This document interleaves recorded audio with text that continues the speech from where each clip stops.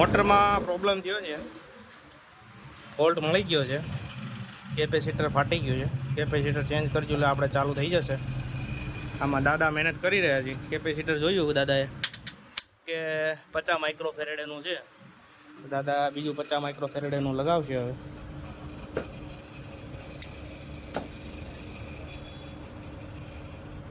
હવે બે છેડા ભેગા કર્યા તિખારો થયો ને એટલે કેપેસિટર ચાલુ છે એવું સાબિત થઈ ગયું. બરાબર ને?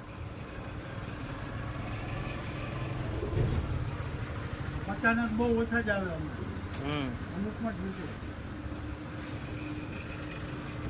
દાદા આપણે બહુ જૂના કારીગર છે. હરિનગર ચોકડી દુકાન છે. કોઈને મોટર રિપેર કરવી હોય કે કાંઈ ફોલ્ટ થયો હોય તો હરિનગર ચોકડીમાં આવી જવાનું. સહજાનંદ ઇલેક્ટ્રોનિક્સ, સજાવટ ઇલેક્ટ્રોનિક્સ છે.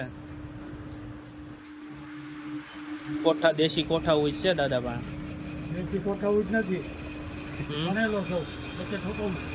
હા, એટલે દાદા આમ પૂરું ભણેલા છે.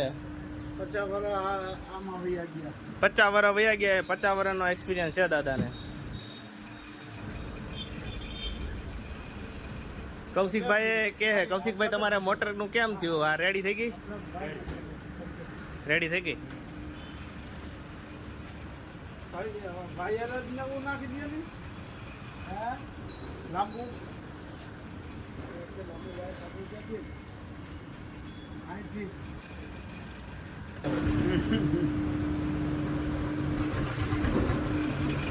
મોકલાય ઓછા ને થેલી હોય બધે ફરતા હોય નંબરિયા હોય. હવે દાદા ચેક કરે છે આમાં કેપેસિટન્સ કેટલો છે. કેપેસિટર ઉપર કાંઈ લખેલું નથી તો હવે આપને કેમ ખબર પડશે કેપેસિટન્સ કેટલો છે? મેકોનું છે ક્લેમ્પ મીટર. કેટલો બતાવે દાદા કેપેસિટન્સ? ચોકડો દેખાય? 44 છે. હાલી જાય. મોટરના 3 ફોન આવ્યા લેવા આવ્યા. હવે દાદા આજનો શું વિચાર? કઈ ન હોય, રાયડું નાખવાનું. રાયડું નાખવાની. મોટર બંધ થઈ જાય તો શું કરવાનું?